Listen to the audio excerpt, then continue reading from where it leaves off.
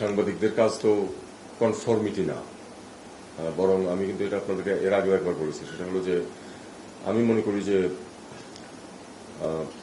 বিগত সরকারের সময়ে চাপে পড়ে বা বিভিন্নভাবে খুব বেশি কনফর্মিটি এসে গেছিল সাংবাদিকদের মধ্যে।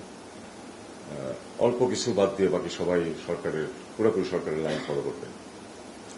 তো আমি কখনোই চাই না যে সেটা করব।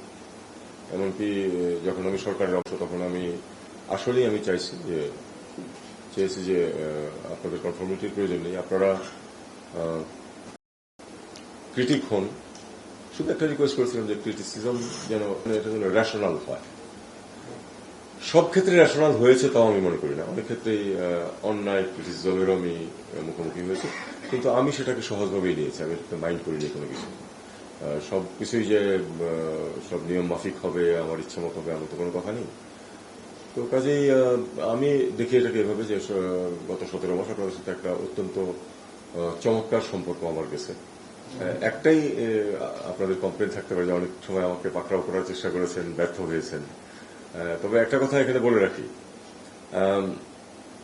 পররাষ্ট্রমন্ত্রী বা উপদেষ্টা নিয়মিত সাংবাদিকদের সাথে সামনাসামনি প্রশ্নের উত্তর দেয়, এটাও কিন্তু খুব কমন না পৃথিবীতে। ইভেন আমাদের পার্শ্ববর্তী দেশেও আপনাকে কিন্তু এক্সপি যে ডিজি, তার উপরে আমরা ইপি বলতাম, ওরা এক্সপি বলতো, তার ডিজির উপরে জয়েন্ট সেক্রেটারি, তার উপরে নির্ভর করতে হতো। মন্ত্রী রেয়ারলি কখনো সামনে হাজির হতেন। তো আমি আপনাদের সাথে প্রতি সপ্তাহে একবার মুখোমুখি হয়েছি, কোনো সপ্তাহে দুবারও হয়েছি। এটাই আমার একটু আবার ঝামেলাও ছিল, কারণ এত ঝামেলার মধ্যে আবার 2বার বা 3বার দেখা সাক্ষাৎ করা এবং প্রশ্নের উত্তর দেওয়া কঠিন। অনেক সময় কোনো ইস্যু নেই, কিন্তু আপনারা তারপরেও চেয়েছেন যে আমি সামনে দাঁড়ায় এমন কিছু বলি। তো এসব কারণে একটু আমাদের ওই ক্যাট অ্যান্ড মাউস হয়েছে, আই এগ্রি। তবে সেটাও তো স্বাভাবিক জীবনযাত্রার এবং সম্পর্কেরই অংশ।